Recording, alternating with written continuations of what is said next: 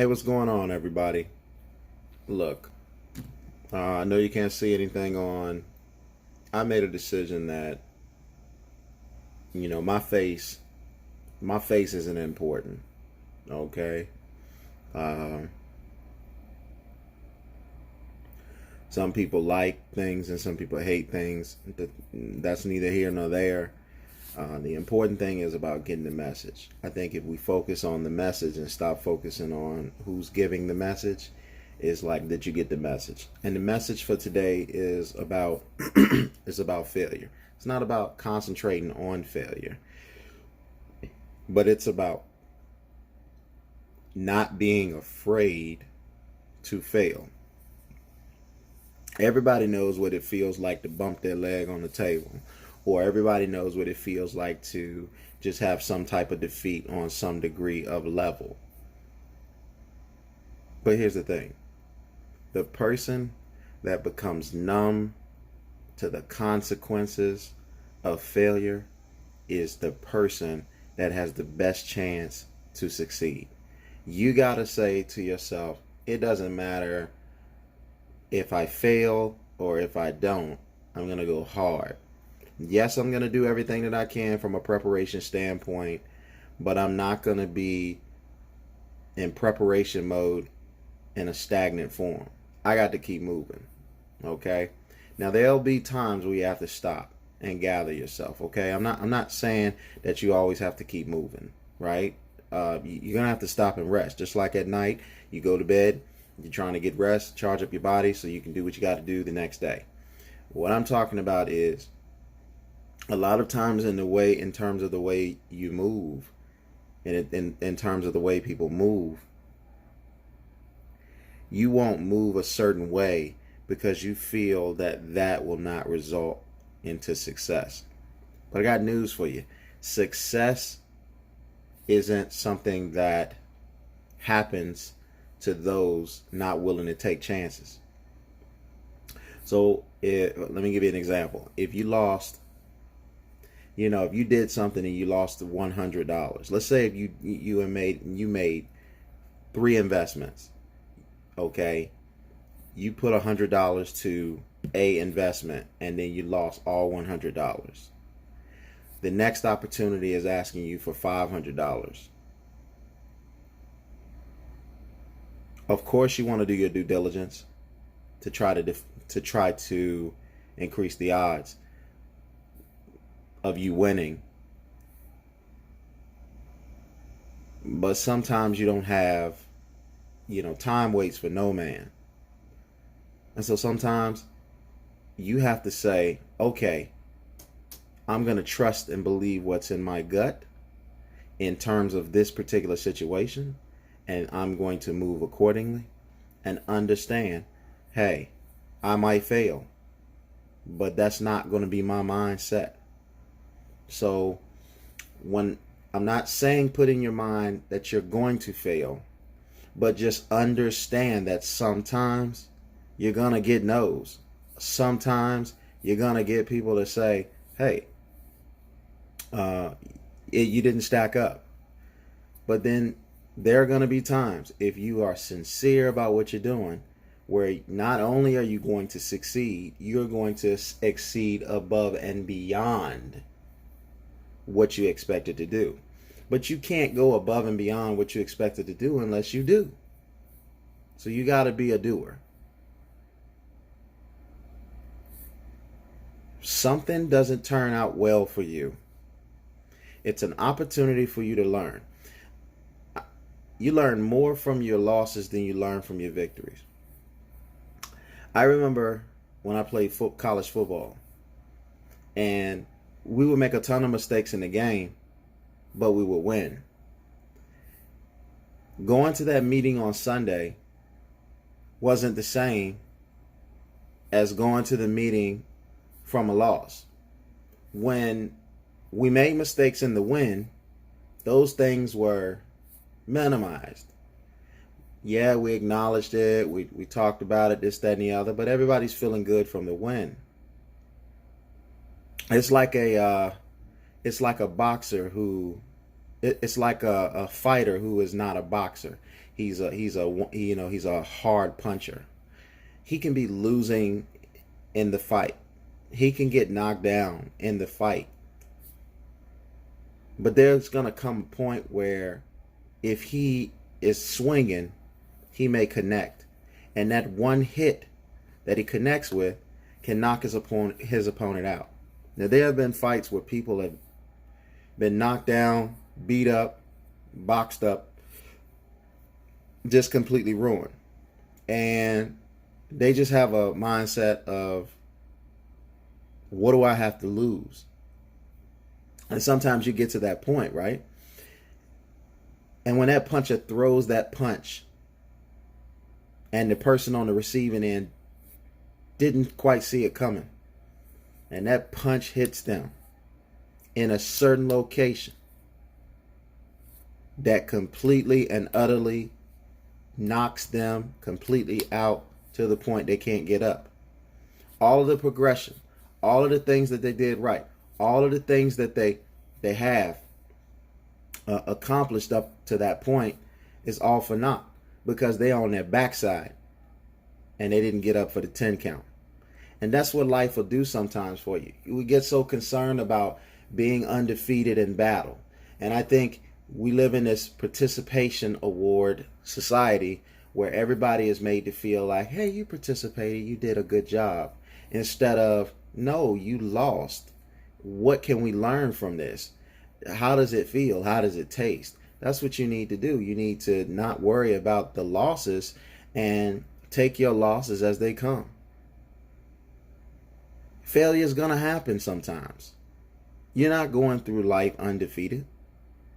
You're in flesh. You're a God inside. But your flesh is your limitation. And your flesh is going to show itself sometimes. Sometimes things just not going to turn out exactly the way you want them to. But that doesn't mean you can't be sincere about what it is you're trying to do. You're trying to accomplish it. You're trying to go out there and get it. You're trying to make something happen. You're trying to make sure that you get in the situation to be successful. The only way you're going to be able to do that is you're going to have to say, you know what? I don't intend to fail. I don't plan to fail. I do plan to win. I do plan to be in excellency. I do plan to win all of my battles. But if I don't win any of my battles, it was because it was intended for me not to win my battle, and it is intended for me to learn from my battles that I lost, because it's about the war. And all I got to do is win the war. And everybody that gives a valiant effort, no matter what their skill level is, talent level is, everybody that gives a valiant effort, they will always, always, always win their wars. I've never known anybody to ever give their very best effort and lose the war. I've heard of people who given their best effort losing the battles, but to lose the war. Listen, when you go to the NBA, we can talk about Michael Jordan. We can talk about LeBron James. We can talk about Tom Brady. We can talk about Joe Montana. We can talk about all of those guys. But guess what? They played in the league. Look, what? Michael Jordan played in the league 14, 15 years, I believe. Michael Jordan has 6 championships. So if he has 6 championships and he played in the league allegedly about 15 years, I believe, then that means there were 9 seasons where he didn't win. And when your legacy is over, people aren't really going to talk. The way things happen is after the fact, people seem to forget the bad and they only remember the good. Okay? It's like a bad relationship. You come out of a bad relationship, initially you think about all of the things that caused you guys not to be together. And a real reason why a lot of people get back together is because they forget all of the things that it took to get them to the separation and breaking point. Because they are at a certain point, their head is filled with nothing but the good things that happened between the two of them. Sometimes people argue and separate, and then they come back together and they don't even remember what they argued about. That's how bad is. Bad does not last long as good. Bad isn't as strong and potent as good. But bad is there sometimes to be the most teachable lessons. And when you learn that, you attack every day and say, I'm not going out there to focus on being 100% correct or right. I'm focused on going out there and being 100% in terms of my intentions and my efforts. If my intentions and my efforts are right, then the success is going to come and I'm going to win the war. Look, you will be hard pressed to find somebody that comes into a profession where there's championships at the end of the year, where there's a championship at the end of the year, and every year they win. You're going to be hard pressed to find that person. It just doesn't happen. I mean, Bill Russell, even though he has 11 championships, he played more than 11 years. There were years that it just didn't happen. Okay? And yes, athletically, he had a distinctive advantage of everybody. And if he had such a distinctive advantage of everybody, how come he wasn't 100%? See, it's going to happen. But nobody ever talks about the years that he didn't win a championship. Nobody ever talks about Michael Jordan in the years that he didn't win the championships. The LeBron supporters, when they're making the argument, bring that up. But the Jordan supporters, they don't want to hear it. They don't want to hear Jordan didn't make it out of the first round really until Scottie Pippen got there. Jordan supporters don't want to talk about that. And your supporters won't talk about your failures either. But it's not even about the supporters. People are not going to remember what you didn't do. People are going to remember what you did do. I'm sure Martin Luther King had things that he attempted to do and didn't do. I'm sure Malcolm X attempted to do certain things and didn't do. But when we sit back and we talk about them, all that we talk about is what they did do. And that's what they're going to say about you. Whether it's as many people or not as many people, folks are going to remember you by what you did do. And if you are scared to do something because you think you're going to fail at it, that's just going to be one less thing that you did. That's going to be one less thing for you to be remembered by. So you saying that somebody said that this dream of yours is just too big, so you're not going to even think about, so this dream of yours is just too big that it's not even possible. So you're not going to even attempt it. You're not going to even attempt it when it could lead to somebody's life being saved. It could mean somebody's situation after you being better. And you're not going to even attempt it because everybody's telling you it's just not going to happen for you. It's not going to happen for you? Come on. Folks will always talk to you about what you can't do because they didn't think of it first. They don't see themselves doing it. They haven't seen anybody else doing it. And they don't foresee anybody doing it. And that's what they're going to do. It's the crabs in the barrel mentality. They can't see themselves getting out. How in the world can you see yourself getting out? I remember when I was young and I used to play, I was an aspiring basketball player. And I wanted to play basketball so bad.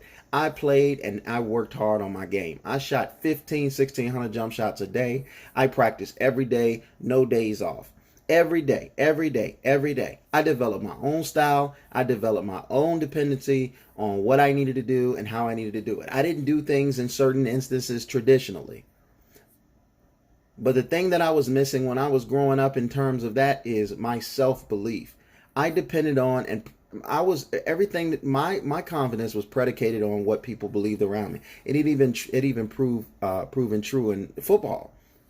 When everybody thought I could play football, that helped me. But that's the wrong thing to do. But you live and you learn. When I played basketball, all of my friends, I told them I was going to go to the NBA.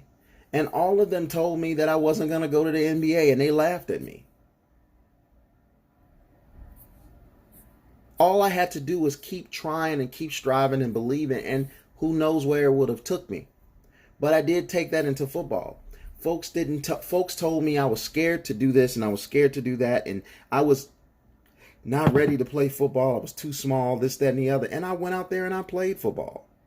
And I was successful. And I got a scholarship. And I got a scholarship to one of the best schools in the country. And I did that in 1 year.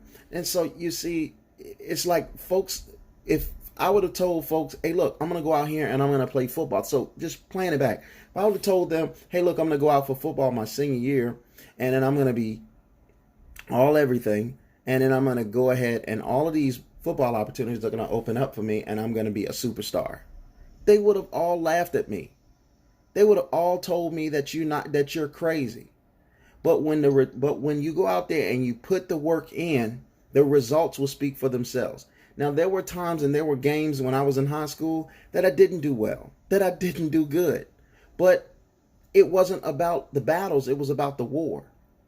Now, my team went from 2-8 the year before I joined the team to 7-3 and just missed the playoffs.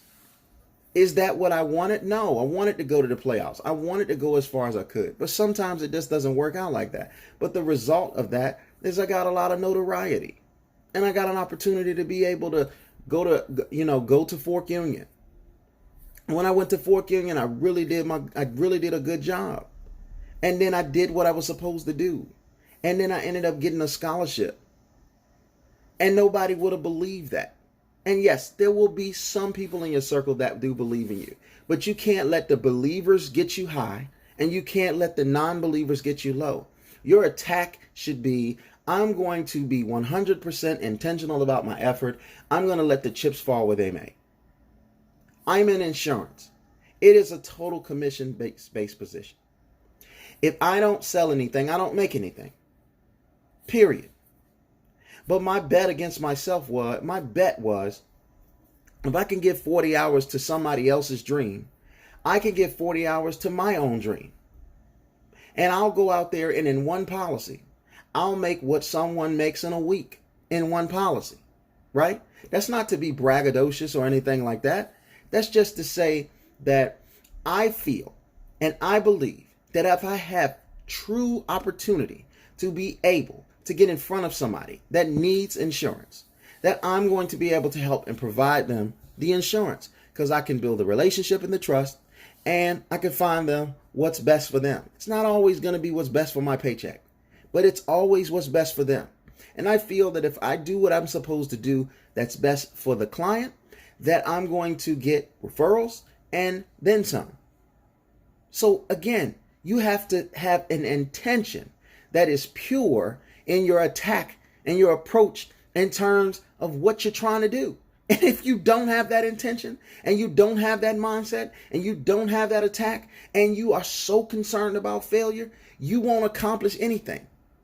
That person that says, I would rather have a job with benefits than to be strictly on commission. But a person like me will say, hey, you know what? I know that I can make enough money to be able to run circles around what I would make on a job. And then I can buy my own benefits. You got to just figure it out for yourself. But you got to attack, and you can't be afraid of fear. Fear is going to happen. Fear is there to prepare you for something that you're not ready for. So fear can be a good thing. Don't act like you're not in fear when you are. Embrace the fear, but move towards and overcome. How can you overcome something going over something? How can you go over something if you don't approach something? How? How could you approach something? If it knocks you down, it knocks you down. Oftentimes, I'll give you an example. Oftentimes, before the game, when I played football, I was very nervous. I was thinking about who would hit me, who I would hit, and if it would hurt. I honestly thought about that in the beginning. But every single time, every single time the same thing happened. When I would get out there, I would be nervous. And as soon as I made contact, real good contact with someone, whether it was me initiating it or it was being initiated unto me, that took my nerves out. And I always said, whew, I'm in the game now and it's not that bad. And that's what happens sometimes. We're afraid to get punched. But you know what? If you get punched, it's going to knock out the nervousness. It's going to knock out the fear. You may even come to the conclusion, this isn't as bad as I thought it was going to be. So make it happen for yourself. If you sell, listen, if it costs you $2 to make t-shirts, I'm just giving an example. If it costs you $2 to make t-shirts and you have a t-shirt dream and you make some dope t-shirts and you make these t-shirts and you sell these t-shirts for $12, you get a $10 profit, right? If it costs you $2 to make the shirt and you get 10 and you sell them for $12, the question then becomes, how much money do you want to make? Okay, you want to make $5,000 this week? You want to make $5,000 this week? You got to go out there and you got to sell 417 shirts. How do you sell 417 shirts in 5 days? That's 84 shirts a day. How do you do that? Get in front of enough people to sell 84 shirts. That's marketing. How do you do that? Go where people are. Go where people will see your shirts. If you believe in the shirts, if you look at your shirt and you say, damn, that's a nice shirt, I like it. Guess what? Somebody else is going to like it too. Man, it is, do you know, to go platinum in the music industry is to sell 1 million records? Do you know how many people live in the United States of America? Do you really? Do you know how many people live in the world? Okay. Huh? Do you know how long? Do you know how many people? It's 327 million people according to 2018. According to 2018 U.S. Census, United States Census Bureau, World Bank, 327.2 million people. So if it's 300, so let me do the math on that. Okay. If it's 327 million people, we just round it off. Okay. And I want 1 million sales. Okay. That's 0.3%. That's 0.3%. If I could put my t-shirts in front of 327 million people and I only sold 1%, okay? If I only sold 1%, that's 3.2 million t-shirts. Okay? That's 3.2 million t-shirts. And if that is the case, you say that times 10, that's $32 million. Come on. But you're afraid. All you have to do if you're selling t-shirts, if nothing else is to say, do you like this t-shirt? Would you like to buy this t-shirt? If you sell insurance, do you have insurance? Would you like to get insurance? It doesn't matter what you say. I remember a guy telling me his name was Foster. He said, look, you can't say the right thing to the wrong people, and you can't say the wrong thing to the right people. You can't. Okay? So again, like I said, that's the thing, man. Get it together.